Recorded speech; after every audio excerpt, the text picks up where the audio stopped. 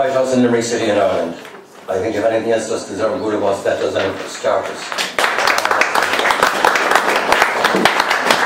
On behalf, as I said, of Dan McLaughlin and the directors of the White House, I bid you welcome. Now tonight, the very first thing I do immediately after making that usual statement, which I've made, as I said, for the past 451 nights, I usually then start introducing our guests, but tonight I'm not going to do that. I'm going to first of all ask you to appreciate one of the greatest writers of our time, Dr. Desmond O'Grady, Harvard graduate, doctorate, and Irishman of well-known note. It was his birthday on the 27th of January, on 27th of July, so I'd like everyone here to give him a really good bull of us.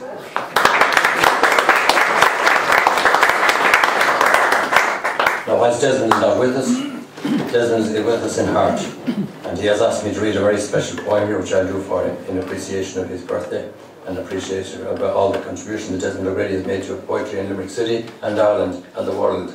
As you know, he started here in Ireland, went over to England, went from there to Paris, went from Paris to Rome, went from Rome to Cairo, Alexandria. My goodness, of course, in the meantime then got 2 degrees from Harvard University, got his MA degree there, then went across and got his doctorate as well, and produced 41 books of poetry, including 14 books of translations of the world's poets. He's a Limerick man, born in Limerick, and everything about him is Limerick, and everything about him equally. And to those of you who are any guests here in the White House, you may not realise this, but Desmond O'Grady is his home where you're sitting tonight. And I think in appreciation of that, I would like to do what Desmond wants me to do, and only wants me to do one poem, The River Thames.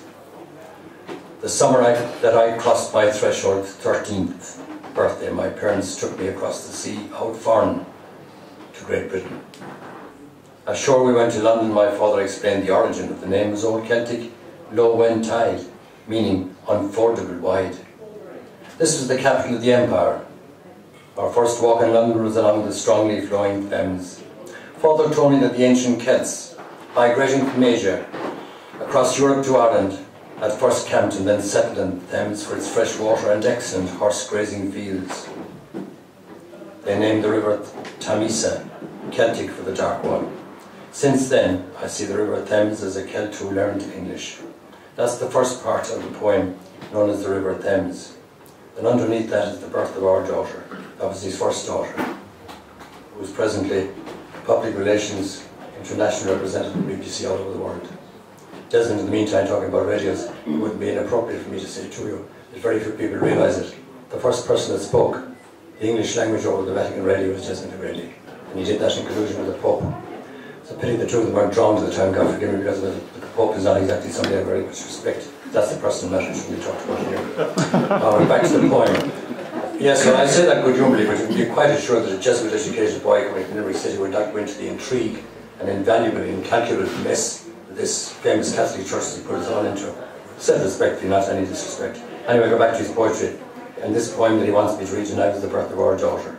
From that eternal entangled moment, Eve, when your epitaph, echoed from Adam and seed, was madly moaned through the furious mating weave, at the flood spouting swim of your making need, and through the 9 months mould and stretch formation.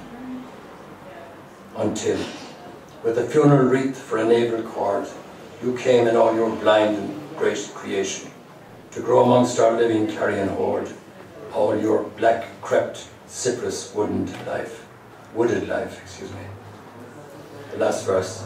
Know then what yours and all was yours, skull-bound in its boundless possibilities, beyond all canons of accounting for.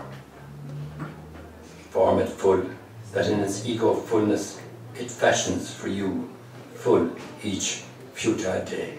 Thank you very much, ladies and gentlemen.